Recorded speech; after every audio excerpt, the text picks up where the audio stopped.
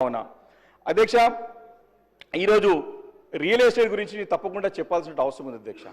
నేను గత అసెంబ్లీ సమావేశాల్లో కూడా నేను మంత్రి గారు కూడా చెప్పాను. సార్ మీరు తీసుకున్న నిర్ణయాలు కొన్ని నిర్ణయాలతో సరే కొన్ని నిర్ణయాలు ఇండస్ట్రియల్గా వచ్చే పెట్టుబడులకి ఇబ్బంది ఉన్నా ఈ హైడ్రా అనే దానితో ఈ రియల్ ఎస్టేట్ పూర్తిగా ఇబ్బంది పడుతుందని చెప్పి మరి గతంలో చెప్పడం జరిగింది అధ్యక్ష. అధ్యక్ష మా దగ్గర వేణుగోపాల్ రెడ్డి అనే బిల్డర్ అధ్యక్ష వారి సిస్టర్కి గత అసెంబ్లీ ఎలక్షన్స్లో ఫోన్ చేసి మనం ఈసారి మనం కాంగ్రెస్ పార్టీకి ఓటేయాలని చెప్పేసి వాళ్ళ సిస్టర్కి చెప్తే సిస్టర్ ఎందుకు అని వాళ్ళ బ్రదర్ని అడుగుతుంది అధ్యక్ష బిల్డర్ని. మనం మార్పు కావాలి అని చెప్పేసి ఆయన చెప్తాడు అధ్యక్ష. అధ్యక్ష వేణుగోపాల్ రెడ్డి మొన్న చనిపోయింది అధ్యక్ష, ఆత్మహత్య చేసుకున్నాడు. మేము వారింటికి నేను హరీష్ రావు గారు అందరం కలిసి వెళ్ళి అడిగినాం అధ్యక్ష. ఆమె అన్నది కొంపల్లి అధ్యక్ష, గుండ్లపోచంపల్లి, అది అందరూ కూడా తెలుసు. అడిగిన తర్వాత ఆ సోదరిమని చెప్తుంది, మా తమ్ముడు ముఖ్యమంత్రి అంటే రేవంత్ రెడ్డి గారి పేరు నమ్మకంతో మార్పు కావాలని చెప్పి నన్ను కాంగ్రెస్ పార్టీకి ఓటేయమన్నాడు. కానీ వాడి మార్పు వాని ప్రాణాన్ని తీసుకోవడం వరకు వస్తుందని చెప్పేసి మేము ఊహించలేదని చెప్పేసి తన బాధను వ్యక్తం చేసింది అధ్యక్ష.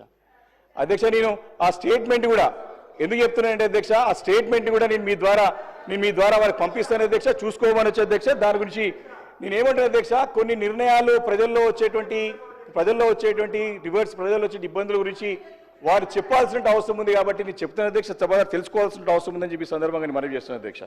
అధ్యక్ష అదేవిధంగా మనకి కొన్ని మున్సిపాలిటీలలో కూడా మనకి దగ్గర TUFIDC ఫండ్స్ గతంలో శాంక్షన్ అయ్యాయి అధ్యక్ష. ఉదాహరణకి చాలా మున్సిపాలిటీకి శాంక్షన్ అయ్యి, ఇప్పుడు ఉదాహరణకి మా యొక్క శాసనసభ్యుడు మరి డాక్టర్ సంజయ్ గారి కాన్స్టిట్యున్సీలో ఉన్నటువంటి కోరట్ల కానీ మెట్పల్లి మున్సిపాలిటీలకి 15 శాంక్షన్ అయినా మరి పనులు ముందు కాకుండా అయిపోయినాయి. TUFIDC ఎక్కడైతే నిధులు గతంలో మంజూరైనాయో అన్ని మున్సిపాలిటీలకు కూడా మీరు ముందుకు తీసుకెళ్లాల్సిన అవసరం ఉందని చెప్పి సందర్భంగా మనవి చేస్తున్నాను అధ్యక్ష. అధ్యక్ష పెట్టుబడులు, అదేవిధంగా పెట్టుబడుల విషయం వచ్చేసరికి అధ్యక్ష చాలా సంతోషం.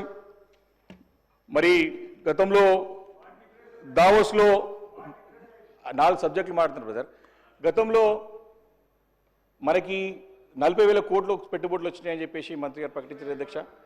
రెండోది 1,78,000 కోట్లు దాదాపు వచ్చినాయని చెప్పేసి కూడా మరి వారొక స్టేట్మెంట్లో చూసాం అధ్యక్ష.